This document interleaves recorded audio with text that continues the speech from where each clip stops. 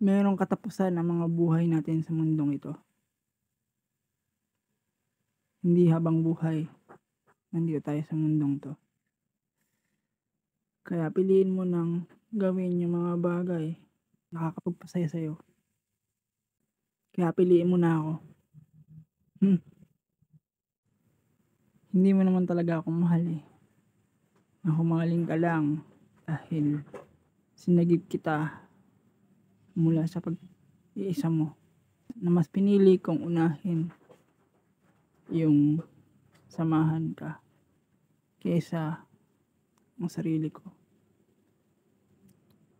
Yung mas pinili kong protektahan ka, pero mas pinili mong saktan ako.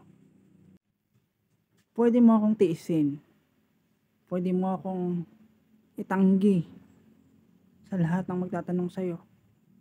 Puwede mong isipin na hindi ako nag-e-exist. Puwede mo akong i-block sa lahat ng social media account mo.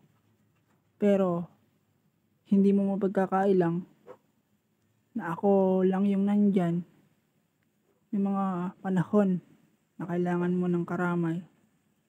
Yung mga panahon na nag-iisa ka at ako lang yung handang dumamay. Paano? Ingat ka palagi, ah. Ingatan mo yung sarili mo. Alam mo, par, kinakabahan talaga ako sa tuwing ganito na yung mga reply niya. Okay, goodbye. I'm busy. Sorry, late reply. Sorry, busy ako eh. Pero ang totoo, may nakakausap na siyang mas better sa'yo. Kapag ganon, piliin mo na lang din lumayo at umiwas para sa huli, hindi ka na masasaktan.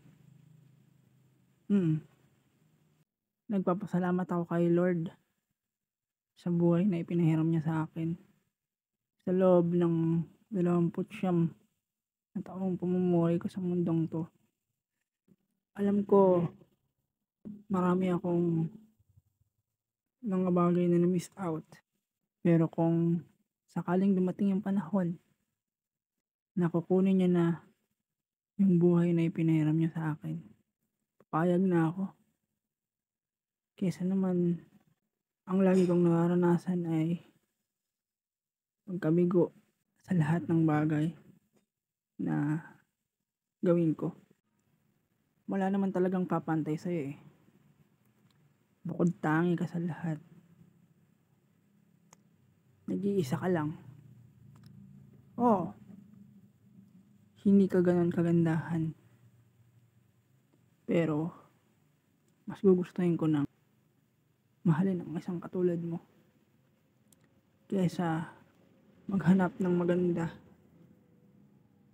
pero sa dulo lolokohin at sasaktan lang din ako.